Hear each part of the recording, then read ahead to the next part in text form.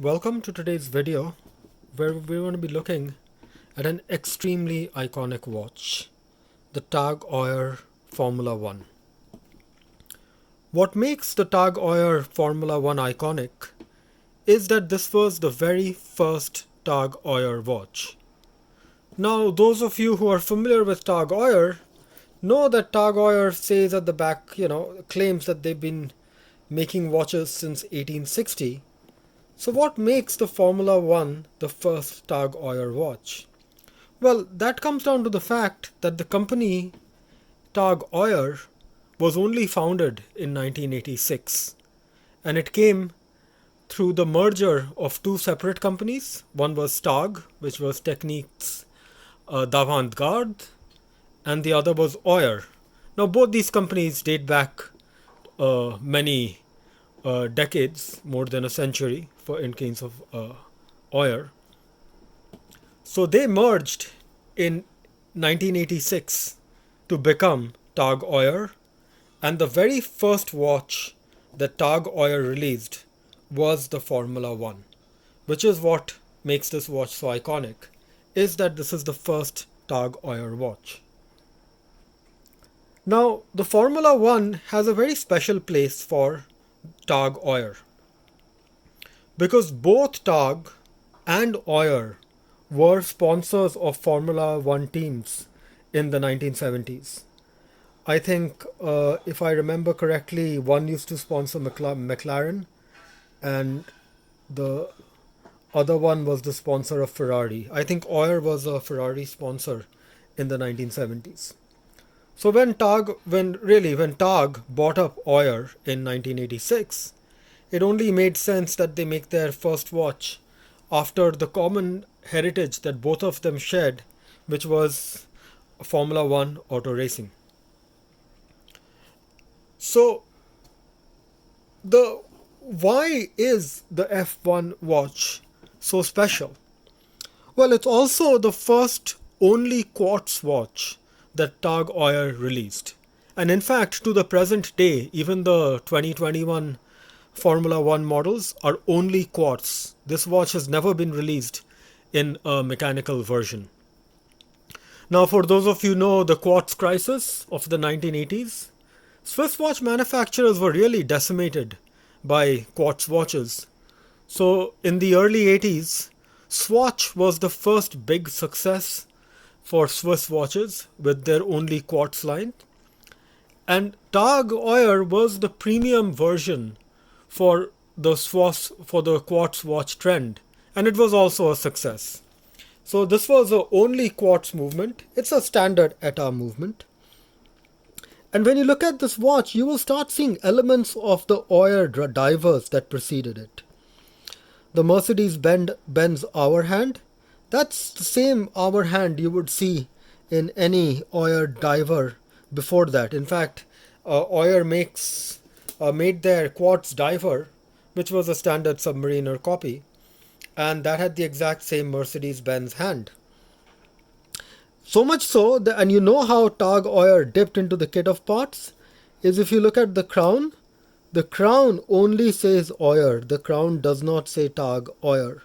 Because what Tag Heuer did is they already had a ready supply of these Heuer crowns. So instead of making their own crowns with Tag Heuer, they just reused and from the parts bin the Heuer crown that they had. Now, the other thing about this watch is what makes it very special is this has a nice stainless steel case, but it actually has a resin metal hybrid bezel. They were trying to cut down costs, and one of the things that they had come up with when the Formula 1 line had originally released in 1986 was a plastic watch. It was a hybrid of stainless steel and plastic. And that was a first. You would get these watches in lots of colors with plastic bands. And then in 1987, in order to make it go more premium, they released the stainless steel metal version. Now, what makes this watch those of you who are familiar with this dial, in case you haven't figured out, is the lume on this dial. This is a Lumibrite, And let me turn off the light to show you how the dial glows. Get ready for this.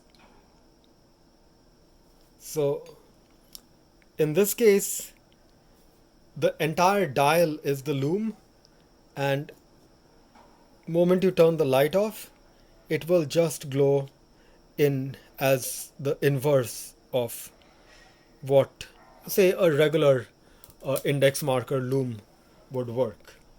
Let's turn the light back on. So I also have Seikos that have the same Lumi Brights from the 1990s. In the 2000s, they just didn't make watches like this anymore. Alright, so now we're back. So this is a very small watch. It's only a 35 millimeter watch, about 34, 35 in diameter. Lug to lug is about 41 or 42 millimeters. So it wears very small. On eBay, you will often find these watches mistakenly advertised as ladies' watches. So the ladies' watch is actually 28 millimeter, whereas this is 34 millimeter. The ladies' watch is 24 millimeter. 28, sorry.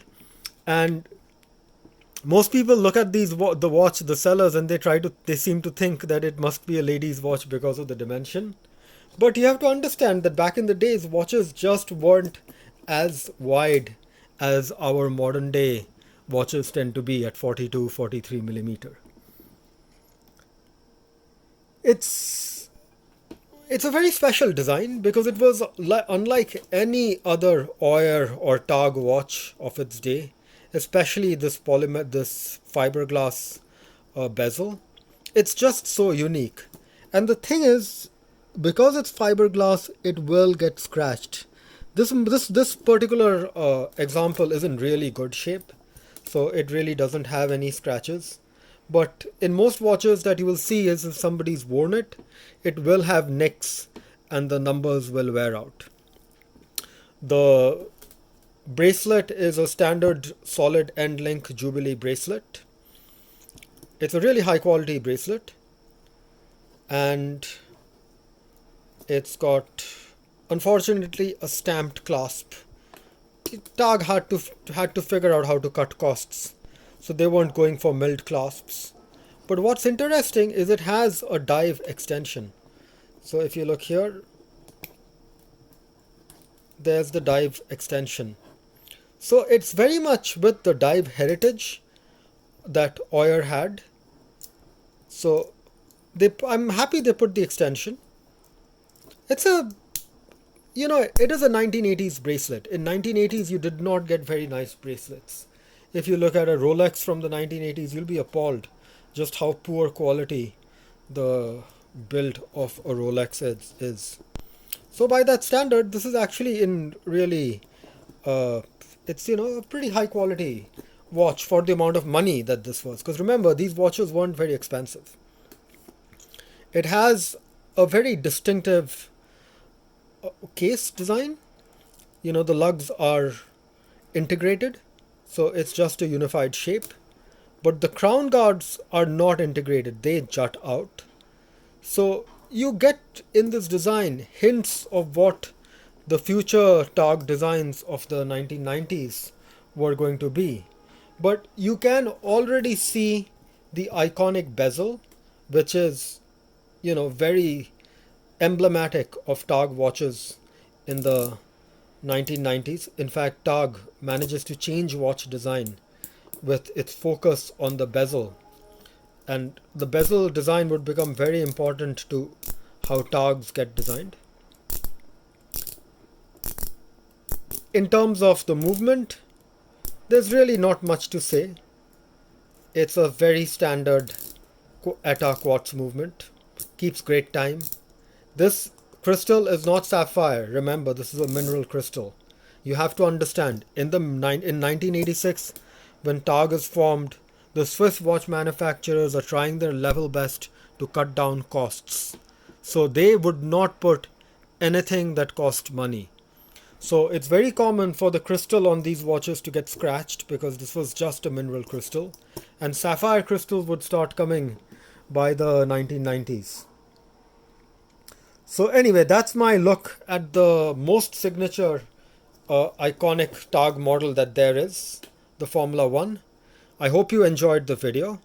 And if you liked this video, please be sure to hit like and subscribe to my channel. I really need subscribers in order to deal with how the YouTube algorithm works. So thank you again for watching, and please let me know in any questions that you have in the comments, and I will see you on a later video.